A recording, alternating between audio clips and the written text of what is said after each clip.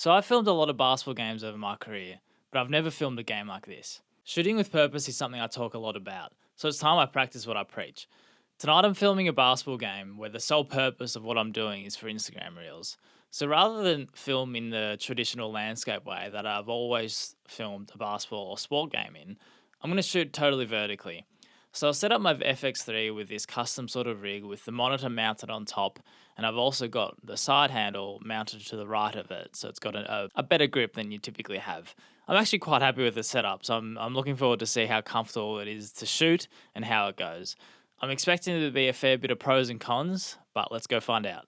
It was definitely a bit different in terms of filming landscape, even just where you put your hands. The side handle made it that much better though. If you're gonna just upload to TikTok, Instagram, where the ratio is 9:16, don't need a landscape. I love just sort of making the decision and being decisive on filming for what you want to produce.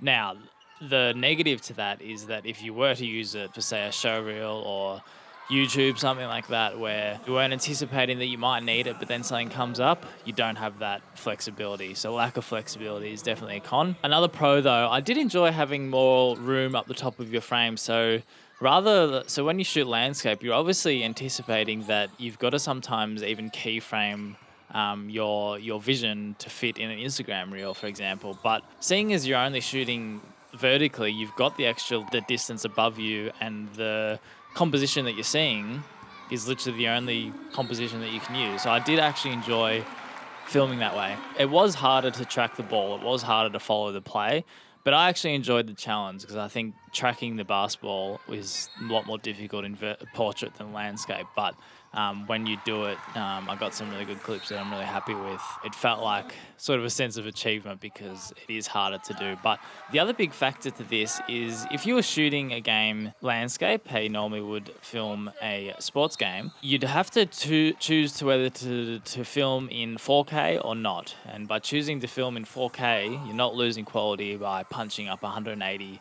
scale to fit your Instagram Reels or your TikTok size of video. So if you shoot in 4K, you've got that flexibility. This is speaking in landscape. So by shooting in portrait, I obviously didn't shoot in 4K, so you're saving, I guess, the size of your overall files.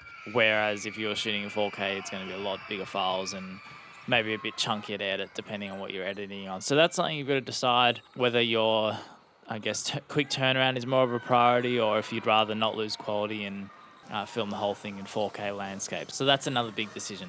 The decision is going to be tough about whether you want the flexibility of having it fit across multiple platforms, or if you're going to be decisive and really just film for what your purpose is, which I really love that train of thought. But honestly speaking, if it was for a client, you'd have to weigh up whether that's going to be worthwhile. You're sort of restricting yourself even though you are shooting with purpose.